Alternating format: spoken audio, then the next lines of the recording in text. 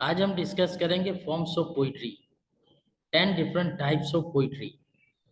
वैसे तो पोइट्री की कई टाइप्स हैं, लेकिन हम इस लेक्चर में सिर्फ 10 डिफरेंट टाइप्स को समझेंगे, जिसमें haiku, pastoral, free verse, sonnet, acrostic, limerick, ode, elegy, ballad और एपिक शामिल। इससे पहले हम कुछ ग्लोसरी समझेंगे, पोइटिक ग्लोसरी, ताकि इसको डिफरेंट फॉर्म्स ऑफ पोइट्री को समझना आसान हो।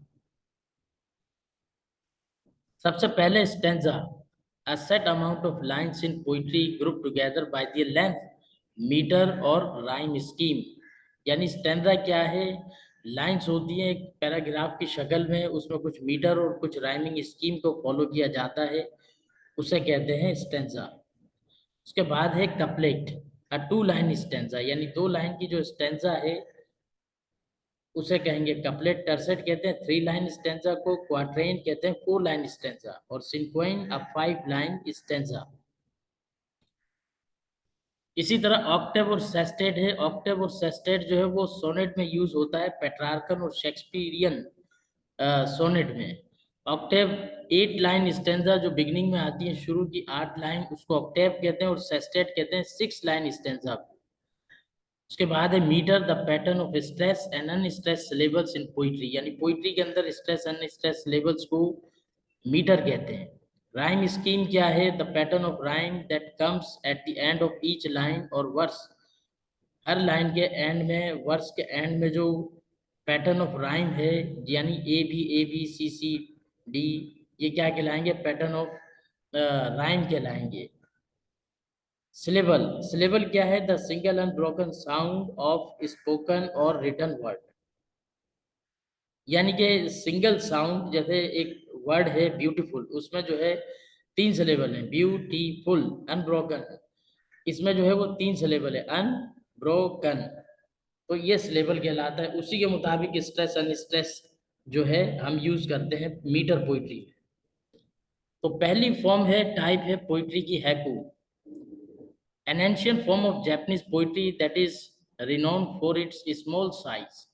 यानी एक जापानीज पोइट्री है जो कि स्मॉल साइज की होती है। हैकूज कंसिस्ट ऑफ जस्ट 3 लाइन्स, उसमें सिर्फ 3 लाइनें होती हैं। The first and third lines have 5 syllables. पहली और तीसरी लाइन के 5 सिलेबल्स होते हैं। उसमें एग्जाम्पल आपके सामने मौजूद है। Where as the second line has 7, second line जरा बड़ी होती है, तो उसके 7 सिलेबल्स होते हैं। तो यानी जैपनीज स्टाइल ऑफ पोइट्री है वो इंटरनेशनली इसको फेम मिला। इंग्लिश में भी पोम लिखी जाती है इस स्टाइल पे, हैकू कहलाती है। इसकी एग्जांपल है बटरफ्लाइज आर कूल। अब इसमें जो है वो 5 सिलेबल है। बटरफ्लाइज, ये 3 हो गए, बटरफ्ला, तो बटरफ्लाइज आर, ये 4 सिलेबस है, और कूल जो है ये 5th है, बटरफ्लाइज आर कूल। उसके बाद 7 है सेकंड लाइन में, in the big huge green forest they fly up so high. फिर दोबारा 5 सिलेबल्स हैं, तो इसको कहेंगे हैकू।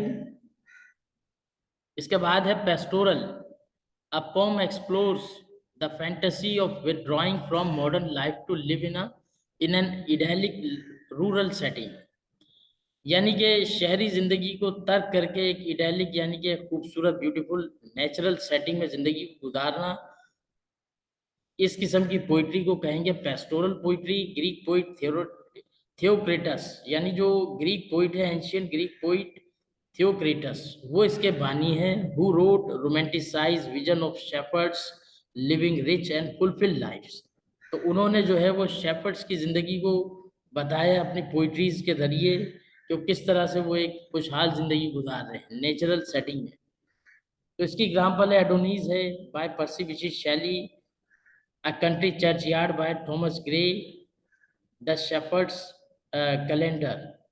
तो अब आप अगर इसमें देखें, Edmund Spencer the shepherd's calendar जो है, एडोनीज जो है, और कंट्री चर्च यार्ड जो है थॉमस ग्रे के जरिए, ये एलिजी है एक किस्म की, पेस्टोरल भी एलिजी भी है। एक पेस्टोरल जो है वो एलिजी भी हो सकती है, और एलिजी पेस्टोरल भी हो सकती है अगर उसमें डेथ का जिक्र है किसी शख्स की। यानी एडोनीज में जो है शैली जॉन कीट्स की डेथ को डिस्कस करता है, और कंट्री चर्च यार्ड में जो है ये डेथ इसका जो है सब्जेक्ट मैटर है।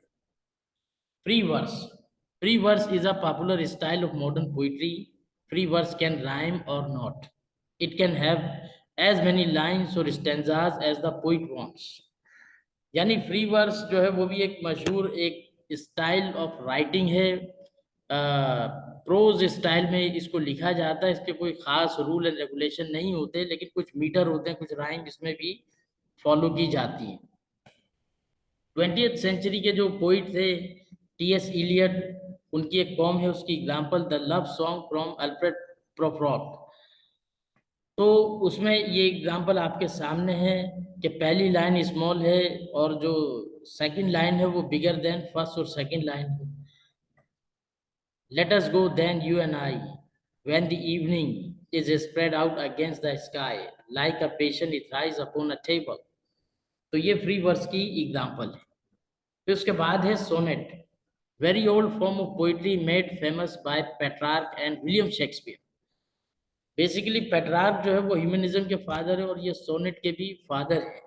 तो शेक्सपियर ने भी 154 सोनेट्स लिखी हैं, यानी ऑक्टेव और सेस्टेट जो मैंने पहले आपको टर्म बताई थी।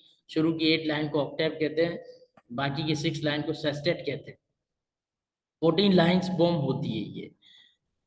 The word sonnet means little song. Sonnet का मतलब क्या है कि एक small song. Traditionally sonnets are made up of 14 lines and usually deal with love. तो अमूमन 14 लाइन्स होती हैं और उसका सब्जेक्ट मैटर लव होता है। As a rule Petrarchan Italian sonnets follow an a b b a c D e c D e. जो rhyming scheme है पेट्रार्कन की वो ये है। और जो शेक्सपियर की राइमिंग स्कीम है वो है A B C D E F G G. तो शेक्सपियर की सोनेट की एग्जाम्पल आपके सामने मौजूद है। Shall I compare thee to a summer's day, thou art more lovely and more temperate. उसके बाद है अक्रॉस्टिक। अक्रॉस्टिक क्या, it spells out a name word phrase और message with the first letter of each line of the poem. It can rhyme or not, and typically the word spelled out lays down the theme of the poem. It can be really fun. Sorry. तो अब आपके सामने इसकी एक example है, यानी पहला letter है वो उस वर्ड की मीनिंग में इजाफा करता जाता है। सेकंड लाइन का, थर्ड लाइन का, फोर्थ लाइन, यानी ये जो रेड में लिखा हुआ है ए का मतलब क्या है, a piece of fruit. Second line में है पेंटेड रेड और ग्रीन। थर्ड में है perfect for a snack, lovely with peanut butter, excellent in taste. अब ये सारे वर्ड मिलके फर्स्ट लेटर अगर आप देखें तो ये एप्पल बन जाएगा, एक फ्रूट है। तो उसकी एक थीम भी है, उसकी तरफ एक इशारा भी है, और एक रिडल भी है, और एक किस्म का फन भी है। उसके बाद है limerick. Limericks are funny poems which were made popular by Edward Lear in 19 century. 19वीं सदी में एडवर्ड लियर के जरिए ये लिमरिक लिखी गई। फनी पोम्स होती हैं। They have a set of rhyme scheme of A with lines 1, 2 and 5 all being longer in length than lines 3 and 4. The last line is often the punch line. तो इसकी rhyming scheme अगर आप देखें, जैसे इन्होंने बताया ए, तो शुरू में जो है फर्स्ट 2 लाइन्स देखें, बियर्ड और feared. There was an old man with a beard who said it is just as I feared, यानी बियर्ड और फियर्ड ये बना ए। उसके बाद है बीबी, हैन और रैन, लास्ट वर्ड आप देखिए, तो ये बन गया बीबी। फिर दोबारा ए रिपीट होगा, बियर्ड आ गया, have all build their nest in my beard. उसके बाद है ode, one of the oldest forms of poetry from ancient Greece which means to sing. तो एंशियंट ग्रीस से एक ओल्डेस्ट फॉर्म है पोइट्री की जिसको ओड कहते हैं, जिसका मतलब है गाना।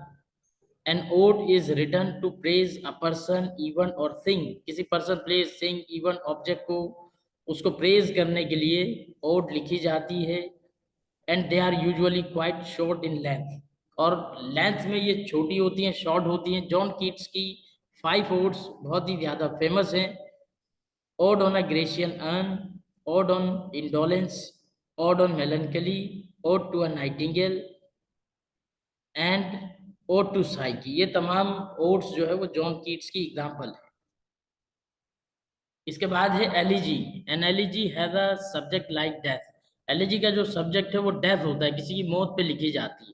मर्सिया के लिए आप, they are usually written about a loved one who has passed away.